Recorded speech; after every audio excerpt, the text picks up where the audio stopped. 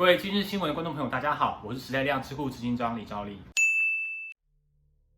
今天大家聊聊说最近又开始红起来的莱猪议题。那我们知道说这几天看到国民党的主席江启臣宣布说，他在周末的时候要去民进党党前来抗议这个莱猪的进口，原因是因为呢最近的这个非洲猪瘟的肉品再度闯关进来哦。那民进党呢马上就反击说江启臣这样的根本就是在炒作他自己的党主席的这个选情，非常的不可取，并且呢这个是在让这个公投走位，非常糟糕的举动。那国民党呢则又再度的反击说不，这个呢是民意的展现，民进党在漠视民意。蓝绿吵了这么多，大家有搞懂说到底莱猪公投这个题目我们应该怎么看吗？其实发现细细来看的话呢，两边都没有把话说完。我们现在看看国民党，国民党的批评，他认为说因为最近的非洲猪瘟确实又再度的闯关进来，所以造成的就是民进党的这个食安5环破功了。这句话说的倒是没有错，毕竟当时呢，在莱猪要进口的时候呢，很强调一点就是要在边境要把它把关好。那如今非洲猪瘟的这个肉品进来，确实造成了一些困扰。问题在于说，要把这个食安守好，关键就是这个边境查验。那边境查验最重要就是人力是否足够。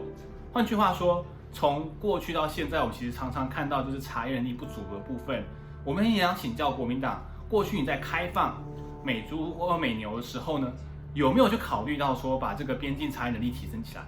答案是没有，因为我们长年以来我们的边境查验的这个抽验比例呢，不多不少都低于5%，以去年的数字为例呢，只有2%，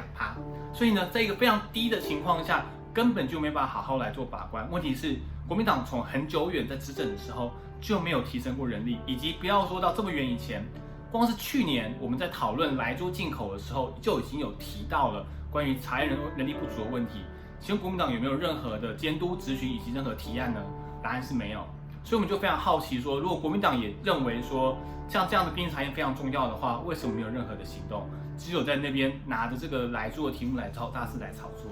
这是国民党的部分。那至于民进党呢，他在批评说江启臣是为了自己的党主席选情在炒作，这句话听起来也有道理，因为确实现在看起来江启臣的选情比较低迷，而且呢，去年看起来在打莱猪的时候呢，国民党看起来有点起色，所以他们会想要通过这个方式来创造另一波声量。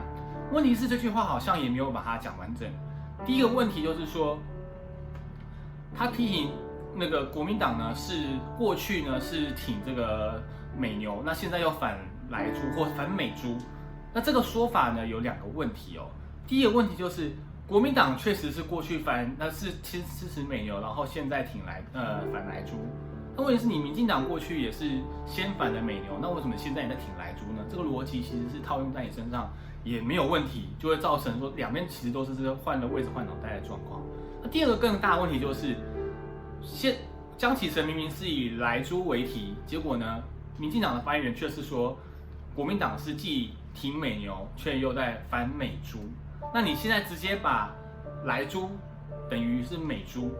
他是把所有的美国进口的猪肉品呢都当成是莱猪，这样的说法真的妥当吗？有没有去问过这个美国的这个肉商、我们的进口商，或是美国商会的意见呢？如果直接像这样贴标签的方式，我们认为说其实是有点模糊焦点，因为关键并不是所有的美猪，而是呢关于莱剂的这个猪肉品，以及更重要的一点是，当民进党开始批评说国民党因为像这样子的一个抗议，或者是像这样子的一个操作，让公投走位的时候，让我觉得时光非常的错乱。因为在2007年的时候，民进党当时正在推动所谓的讨党产跟入联公投时，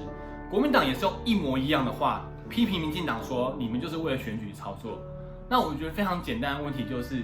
当然我们可以看到2个党在这个国会在最大党的时候，其实对公投都是非常的不友善的。他们觉得不需要，因为我需要的所有法案都可以在国会通过，我不需要看到在野党或者是看到人民团体呢用公投的方式来扰乱他们的行程。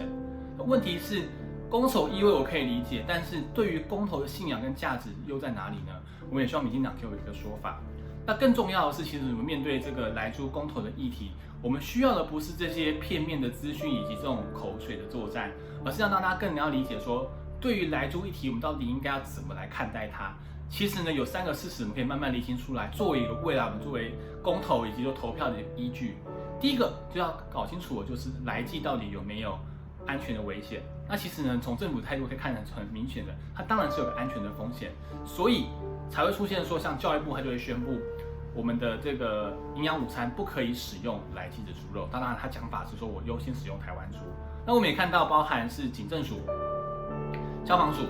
以及国防部都要求说，他们自己的伙食不会使用有来猪的这个肉品。那这就表示说，他们确实有意识到说，这确实有一个安全的风险存在。所以我们在讨论这议题的时候，不要再拿其他议题来混淆，说啊美牛的也可以，为什么你来猪不行？它就是有风险，所以它需要被控管，以及呢，它需要被明确的标示。所以我们到第二点，就是说，既然有个安全风险，必须要被控管。那政府当时要开放来猪的时候，它给控管的政策是什么呢？其实有2大方案。第一个呢，就是边境的查验；第二个呢，就是明确的标示。那这2个就会是成为我们在开放来猪的时候一个非常重要、守护食安的一个政策。那问题这2个政策目前都遇到很大的这个冲击跟危机。像刚刚提到的这个非洲猪瘟部分，就已经严重挑战我们边境查验。我们再强调的是，边境查验的人力就是不够。所谓的苏贞昌所保证的100%的逐批查验，这件事情是办不到的。短期或许可以，就好像我们2019年初，大家也记得，那时候在全力在挡非洲猪瘟的时候没有问题。可是你时间一拉长，并且人力就是不足，不可能老是用专案的方式不断的把这个能量盯住，然后全部的逐批查验，所以就会出现像非洲猪瘟在现在突然就闯关成功。所以我们为了要避免来季有天那个来季猪肉也这样子闯关成功的话，我们人力必须要增加。现在的查验率去年是4%，今年差不多是2%，表示都远远低于所谓逐批100%查验。那至少这个人力必须要增加上去。那目前没有看到的情况下，确实有很大疑虑，这是查验的部分。第二个就是明确标示，就让大家知道说到底这个猪肉从哪里来。因为我们本来提到说是要有个标示是来鸡，但是政府说没关系，我用产地就好了，标示说哪些是来猪，哪些是美国猪，哪些是台湾猪。问题是我们在今年5月的时候就发生一件事情，就是国军所采购的这个伙食里面，它的这批猪肉肉品呢，外盒上面写的是台湾猪，结果里面包装才是告诉你说它是这个美国猪。